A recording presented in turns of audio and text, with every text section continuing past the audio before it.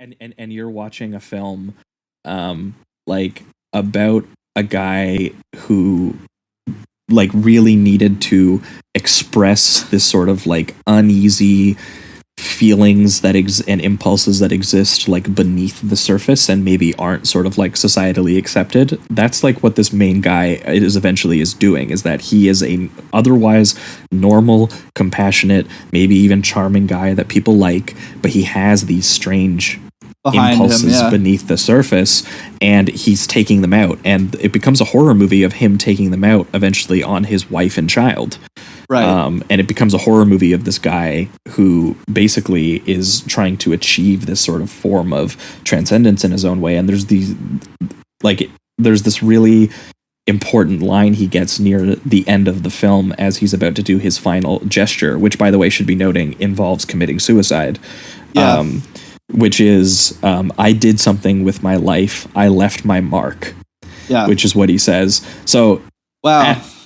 So yeah, once I read that about this guy, I was like, okay, so he's definitely sees himself this main guy. Did just out of morbid curiosity, did his wife mention what he said while he was dying? Like this? I might have to pick up the biography to find out for sure. Okay, because there wasn't a whole lot of info about it online. As terrible as that is fucking fascinating. Like, you know. I mean, I don't want this to sound bad, but it's like where else are you gonna get that kind of like information in that way? You know, like that's such a. I'm sorry, I'm a little scatterbrained. That's some crazy shit, man. Like this whole movie is kind of different now to me based on that fact alone. Yeah, well, because like I don't know. Again, you know, you don't want to diagnose anyone who you didn't know or anything like that. But watching this and having that information, like, you can't help but draw the parallels. Like, yeah, I mean, it's this pretty right there. Like, yeah, like this guy who, like this artist basically who installs sound systems into rich people's homes, who used to have, you know, like this sort of like, he ties it into like a Native American spiritualism a little bit, but it feels like he has some sort of connection with his primal self, with a violence. And I mean, it's very much part of the film, because White of the Eye, I believe, is also a reference to the Apache belief that if a person looks too closely into the eye of violence, that it will leave a mark.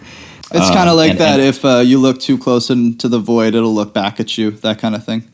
Yeah, so like clearly it has a double meaning there of like the actual literal white of the eye, which we see close-ups of in the film, but also a sense of like the rippling damages of this kind of violence and this sort of like psychic breakdown that he's having. Yeah. But watching this otherwise normal kind of like loving husband who is a professional and an artist, that, you know, he cares deeply about his work. He very clearly seems to actually be in love with his wife, and she's in love with him. I mean, even when he's revealed to be the killer, he tries his best to just explain himself and his impulses. And there even is that really dramatic moment where he basically says, look, like, couples hide things from each other, and I didn't want to like bring this on you. I wanted to live the life you wanted to live, but also do my thing. And again, they even say that they love each other at the end too.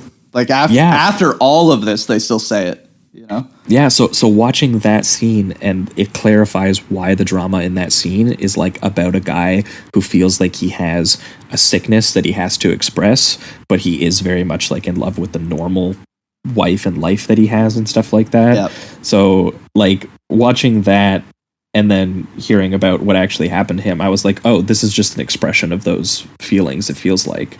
And those feelings of grandeur and pain being externalized in these like really stylish killings. And I mean, like the final half hour in particular, when he finally reveals just who he is, and it goes like full out. Like, dude, when that moment where his daughter's hiding underneath the table, and it reveals like his paint job that he did to himself and all that. Yeah, that's when this movie like started to actually, oddly enough, that's where it started to make sense to me.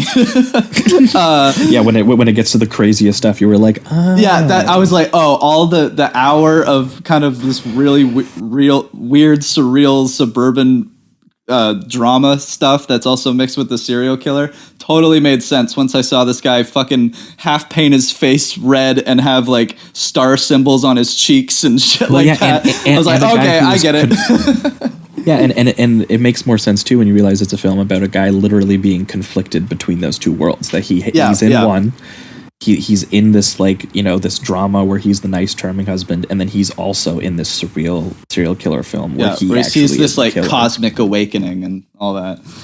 Yeah, and when she finds like the dismembered body parts, and they have the like the conversation, they end up actually having sex after she finds the dismembered body parts, and she's having flashbacks to like the previous time that they've have sex, because she's like obviously terrified of him, but also still very much conflicted about her feelings of like real genuine love for him. And same with him, where he's like, now he has this impulse to kill her because she's another suburban housewife who needs to be taken down, right?